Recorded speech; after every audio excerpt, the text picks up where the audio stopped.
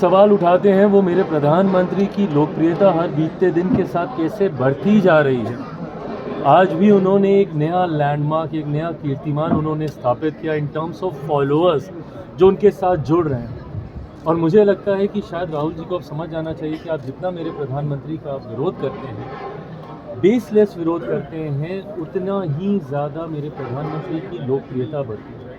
पर हाँ, मेरे प्रधानमंत्री का विरोध करते करते आप हमारे देश का विरोध करने लग जाएंगे, ये कांग्रेस को समझने की ज़रूरत है। इसको कतई कोई बर्दाश्त नहीं करेगा। आज राष्ट्रीय ही नहीं, अंतर्राष्ट्रीय स्तर पर जिस तरीके से भारत की पहचान बन रही है, आज आप विदेशों में जाके देखिए, अलग अलग देशों के सर्वोच्च सम्मान हमारे प्रधानमंत्री जी को दिए जा रहे हैं, जो अपने में एक इतिहास है कि देश के पहले ऐसे प्रधानमंत्री जिनको इतने देशों के सर्वोच्च सम्मान से सम्मानित किया गया है।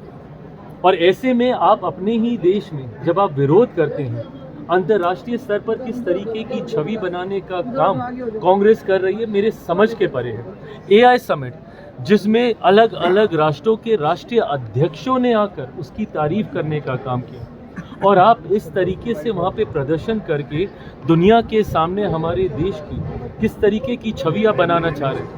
दिक्कत यह है कि जब जब हम लोग टेक्नोलॉजी लाए, कांग्रेस ने हमेशा उसका विरोध किया। यूपीआई, फ्रांस के राष्ट्रीय अध्यक्ष, वहाँ के राष्ट्रपति यूपीआई की तारीफ करके गए, और जब यूपीआई को इंट्रोड्यूस किया गया था तो सदन में इनके कांग्रेस के पूर्व वित्त मंत्री चिदम्बरम साहब ने क्या बोला था कि भैया कैसे आएगा यूपीआई, ठेले पे बैठी हुई एक महिला, क्या वहाँ पे पॉश मशीन कैसे लगेगी, 7 रुपये 50 पैसे का बिल होगा तो कैसे दिया जाएगा।